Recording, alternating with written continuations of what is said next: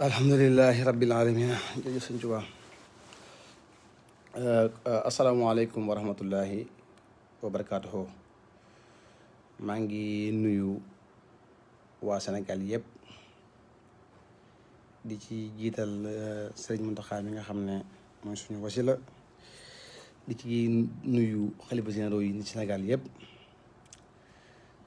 di nuyu président Macky Sall. maa ngi sant sama mbokki boulanger yi nga xam ne tey audio bi live bi ma bëgg a def ñoo ko waral. maa ngi ci sant bu baax, di leen gërëm ci confiance bi ak jàppale bi, ndax yàlla ñoo natoo métier mi di boulanger ñu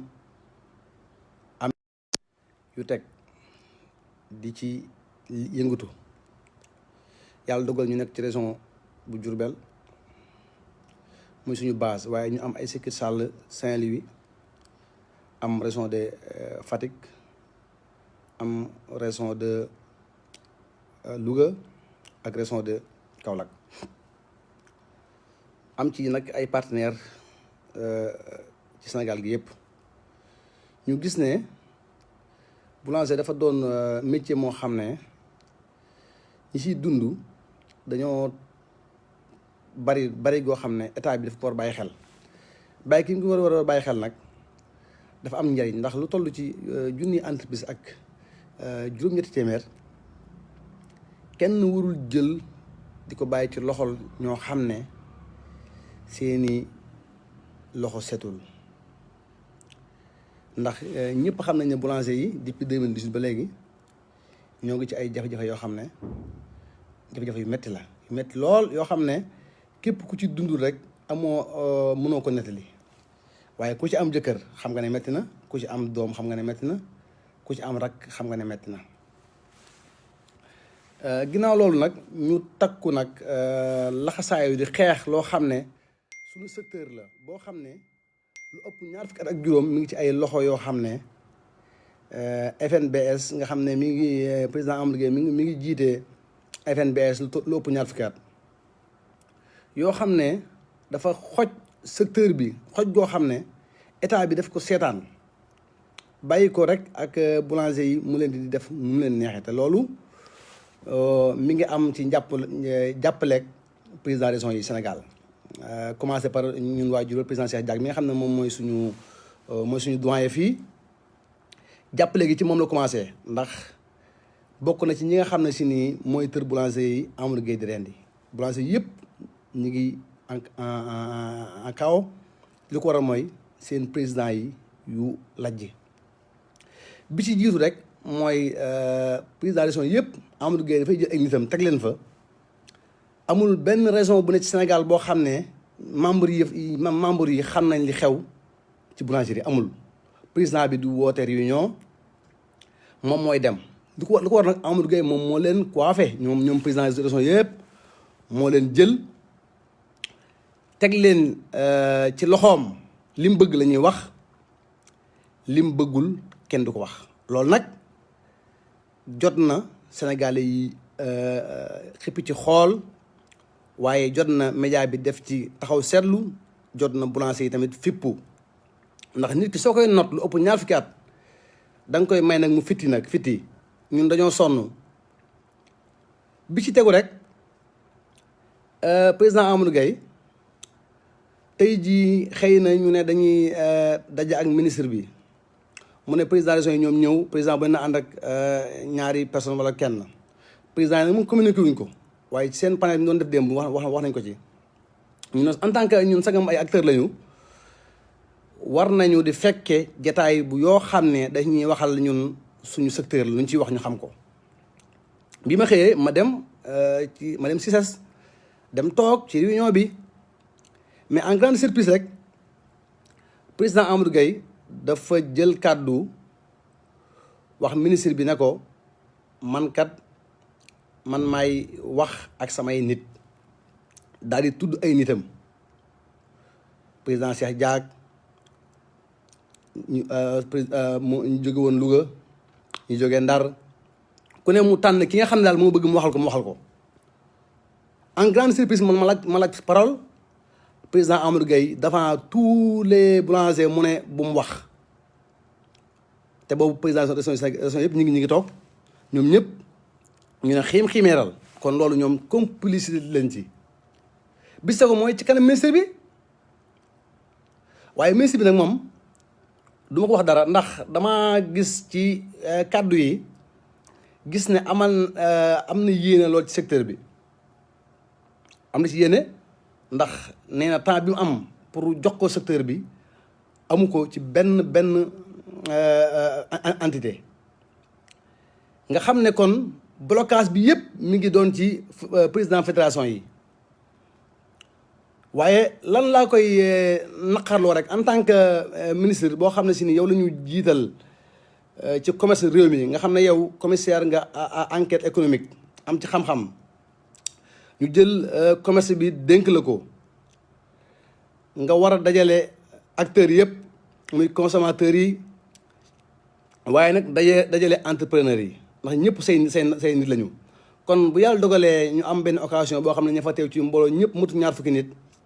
su nit ñëwee demandé la kàddu wax dëgg yàlla war nga ko may kàddu ba xam moom lan la lay wax. waaye nag ci kanam ministre bi la président Amadou Gueye jël kàddu ne Xaadim bu mu wax ci kanam président région yëpp ñëpp ne càll kon mu xam ne kon président région yi ñoom ñëpp dongay Amadou Gueye lañu moom la ñuy liggéeyal. li ko waral mooy Amadou Gueye dafay dund ci kaw boulangerie yi ubbi ay entreprise yoo xam ne dafay jaay ay four yoo xam ne day bëgg état bi suy financé boulanger yi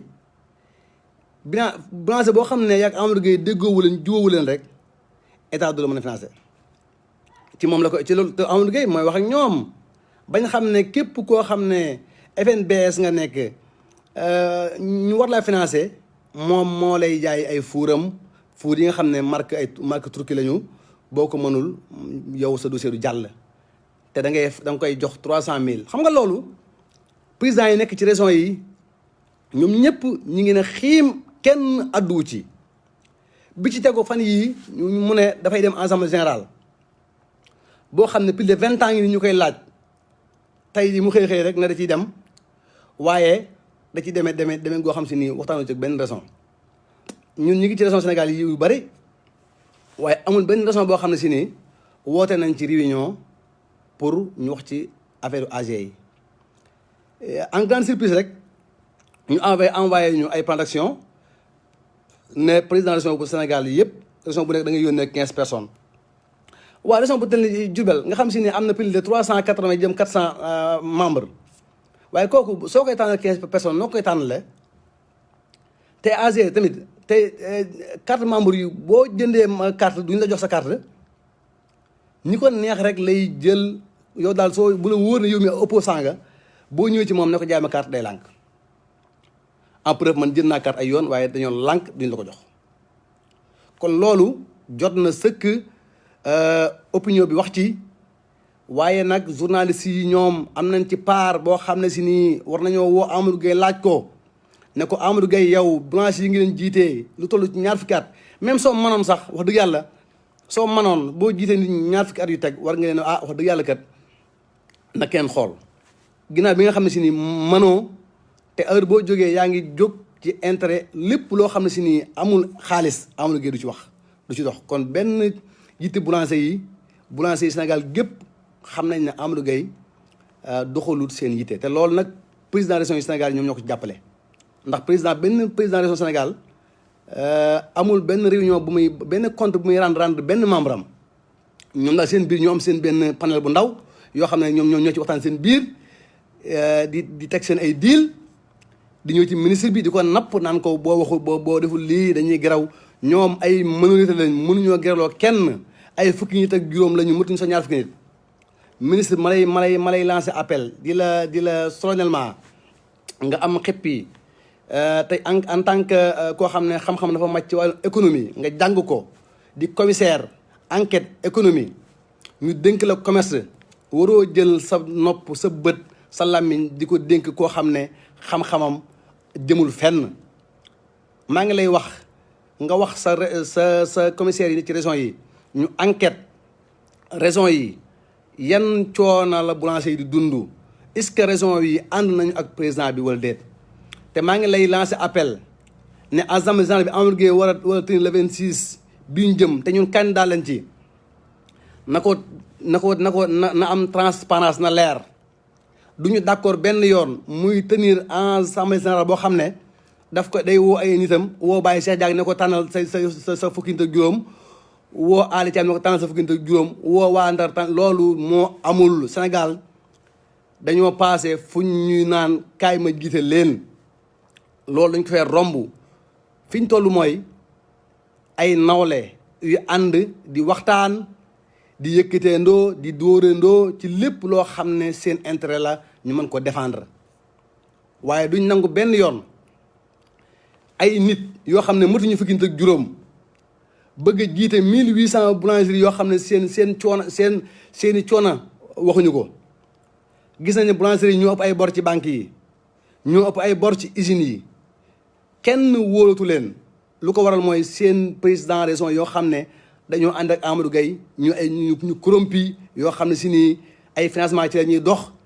ay DER ay bureau mise à niveau ay financement di napp ministres yi naan leen su ngeen waxul boulanger yi dañuy grève. benn boulanger grève fi ci ñoom ñii mënuñu sax kenn grève. maa ngi wax ministre bi mu wàcc ci terrain bi te déglu acteurs yi vrai acteurs yi ñi nga xam ne ay boulanger la ñu ñooy xotti saako farine yi. président Amadou Gueye fuuram mënut a lakk sax ñetti saako moo ko wax kon kooku xamul li metti te du boulanger léegi jaaykatu fuur la waaye wax dëgg yàlla jaaykatu fuur nga mënoo défendre boulanger yi ndax bëgg leen intérêt. maa ngi woo sama mbokki boulanger yi ñu yeewu te jóg takku ànd benn buum xeexal seen bopp ba ñu am seen liberté. ndax kat ministre bi ma gis tey jii am na volonté pour jàppale boulanger yi noonu laa gis ministre bi ma gis ni tey jii am na volonté jàppale boulanger yi waaye xamul fan lay jaar te ñemewul nag président Amadou Gueye ndax da koo napp ci ay grève. ñu lay xamal ne monsieur le ministre kenn gréwu fii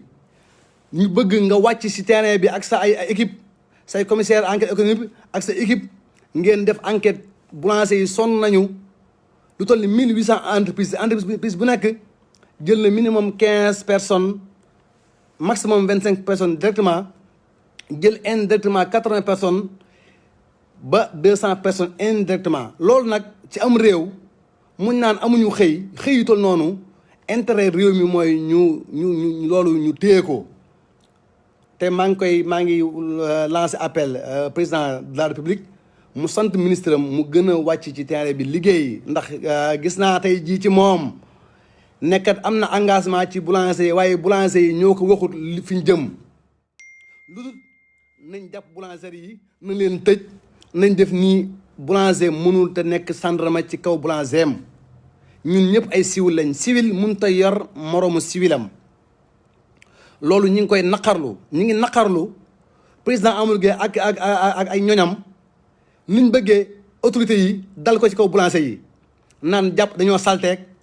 jàpp leen ak nañ leen fay koog tëj leen seen fuur yeeg loolu ñu ngi koy naqarlu te Sénégal yi nga xam ne dafa am jafe-jafe mbas mi yokku ko soxlawuñu benn nit bu ñàkk xëy. maa ngi mastawu sama mbokk Omar Sarr mi nga dëkk Daara Jolof nga xam si ni ñëpp gis nañ coono yi ñu wane directement te kenn joxu ci solution.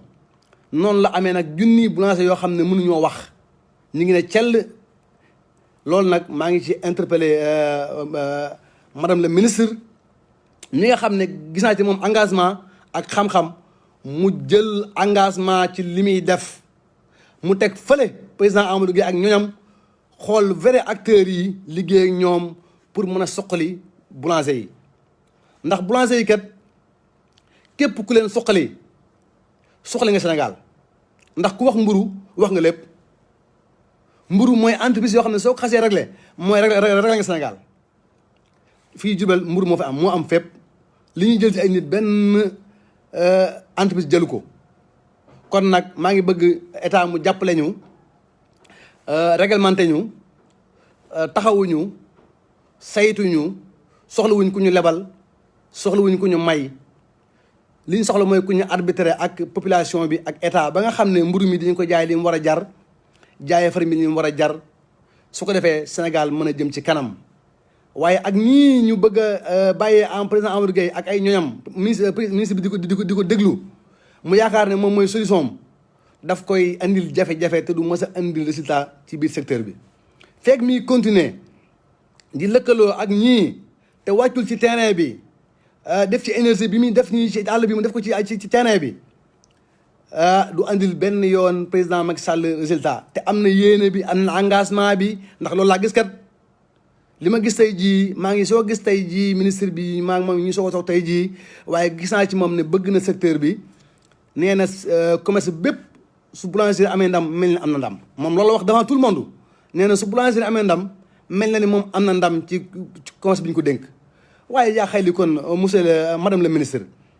nee fi ñuk président Amadou Gueye sant sa commissaire yi am nga nag ñaari commissaire yu jàmbaare commissaire ñaan lépp lu mu la wax ci mburu bindal téere commissaire Adama Ndiaye mi nga xam ne moo ne Jurbel jàmbaar la joo xam ne dafay liggéey te jàpp njàmburam ñii boo leen dégloo da nga dem ca kanam su nga dénkee nag am mbir te ngay jigéen te magoo ci jigéen ñi dàq ko cay jàng ñu jële sa biir moroomi commissaire dénk la ministre bi dangaa war a wane xarañte ndax jigéen ñi mën a gën a siggi waaye ñun seetlu nañ ne boulanger yi dañoo am jafe-jafe dip bi nga fi nekkee waaye xam nañ ne du yow lépp président Amadou Gueye la ñoo ngi lay ñaan nga am nga xippi say bët te wut sa ay conseils yu xam mburu dugg ci terrain bi régler problème bi mën nga ko régler te du mat weer waaye fekk yaa ngi déglu président Amadou Gueye mu indi ay nitam nan la na ñuy wax ak bu ñuy wax dëgg yàlla madame ministre xam nga ne moom loolu jubut boo toogee ñëpp toog moom vraiment ñun ñëpp ñuy acteur di ay chef d'entreprise toog ci sa kanam président Amadou Gueye tànn ñi mu bëgg ñu wax bi mu paree ma laaj kàddu dama bëgg a wax nga ne président Amadou Gueye ne ma bul wax bu mu wax sa directeur nangu ne bu mu wax loolu madame le ministre waroo ko woon a seetaan waaye nag baal naa la ko ndax xam naa ne dangaa yaakaar ne Amadou Gueye mooy régler secteur bi waaye Amadou Gueye mënut a régler secteur bi soo ko bëggee régler di nga wàcc ci terrain bi sant ko say ndaw commissaire surtout commissaire ñaan mi moomu nekk Dakar borom xam-xam la bu xam mburu lool boole ko ci mbir yi ku am xam-xam ci secteur bi la te président Amadou Gueye mi nga xam ne dafa bëgg yàq secteur bi nag ngay déglu ñeneen di ko déglu waaye del déglu ñeneen soo paree nga comparé woote ay mbooloo ne boulanger yi lay déglu ku ne wax sa xalaat soo paree say conseiller jël li tënk li jógee ci ndaje mi man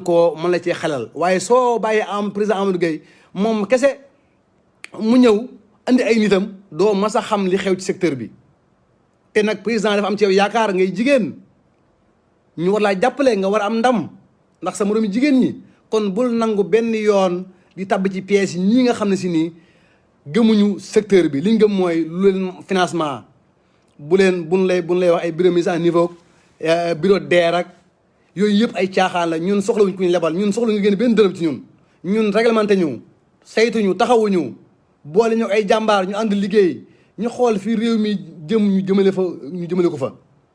ndax boulanger yi soo ko réglé nga problème Sénégal président bu réglé problème mu xëyum boulanger yi defaat prix mburu bi yokk salaire yi boulanger yi waaye taxawu ko ba boulanger yi mën a am salaire yu baax yoo xam ne waaye ay 70 000 ay 2500 par jour ay 78 000 loolu mënut a yor kër benn boulanger mënut a yor këram te boulanger yi bari nañu ëpp nañ 60 000 serviteurs yi pain yi ëpp nañ 60 000 loolu li leen di fay kenn mënu cee yor këram mën cee jàngal ay doomam mën cee yor jabaram mën cee tabaski mën cee li cee faj loolu mënut a nekk te boulanger dafa metti soo koy liggéey soo paree mënoo liggéey leneen ndax da ngay fanaane liggéey ba bët set boo yeewoo tëdd rek ngay man te li ñu lay fay mënut a yor sa njaboot ñi ngi ñaan monsieur le ministre madame le ministre nga jël xam-xam bi la yàlla jox ci commerce ndax commissaire enquête économique nga ñu jël xam-xam boobu bul ko yemale ci bureau wàccal ci terrain bi tappalekat yi nga xam ne dañu ñëw ci yow nga xool leen ci bët ndax borom xam-xam nga xam naa ne man borom xam-xam nga kon bul nangu tappalekat yi ñëw di la ragalloo ñoom matuñu fukki nit ak juróom te boulanger yi plus de 1800 entreprises la ak ñi seen ginnaaw kon ñii mënuñoo tax boulanger yi tëj mënuñu boulanger yi geraw mënuñu ko ndax kenn gëmu leen ñëpp lañ weddi dégg nga ci seen kanam mu ne membre yi wóolutuñu waaw wóolutuñ ko ndax bu wootee nit ñi xam nañ ne lu dul financement ñoru ko kon maa ngi ñaan assemblée générale bi war a am le 26 juin bi ñu jëm maa ngi ciy tàllal loxo boulanger yëpp ñu jàppale ma régler problème boulanger yi régler problème réew mi ndax mbir mi jëm kanam maa ngi ñaan boulanger yi ñu génn ci seen noppi gi xam ne kenn du leen xeexal ñu mën a xeexal seen bopp kenn du leen xeexal ñu mën a xeexal seen bopp chauffeur oto yi duñ ñëw régler mburu mi kon borom fuur yi ñoo mën a jóg régler seen bopp seen mburu su ko defee Sénégal jëm ca kanam ndax mburu li aay ci moom dafa bari te loolu maa ngi ci lancé appel ministre bi mu gën ci am taxawaay ndax président bi daf ko wóolu maa ngi sant ñëpp di leen gërëm di laaj ñaan boulanger yi ñu am ay daje yu gaaw mën a wax ci coowal boulanger yi tey maa ngi wax ngeen lànk AG yi war a am te président Amadou Gueye bëgg ko amal ci huis clos ay AG yoo xam ne amul plus de 20 ans amul suy am nan am transparence nan jaay carte boo xam ne carte unique la ñu xam ko buñ paree bind li si préfet arbitré ko ku boulanger yi dénk seen baat nga doxal boo doxalul ñaari at ñu dina sànni ca àll ba xool keneen ko doxal ndax boulanger dafa am njariñ ci réew mi secteur boo xam ne teew yaam rek day jox état 2 milliards 700 millions par weer boobu secteur état wuru ko caaxaane koo xam ne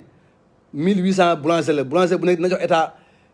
15 à 25 personnes directement jox ko à 80 à 200 personnes indirectement boobu xëy état wuru ko caaxaane maa ngi lancé monsieur le ministre Dame Diop mi nga xam ne moom la président dénk xëyu ndaw ñi mu intervenir ci suñu secteur bi ndax secteur bi am solo la te ay tappalekat ñi ngi ci biir ba ko yàq wasalaamualeykum wa rahmatullahi wa barakatuhu maa ngi sant ñëpp te di leen gërëm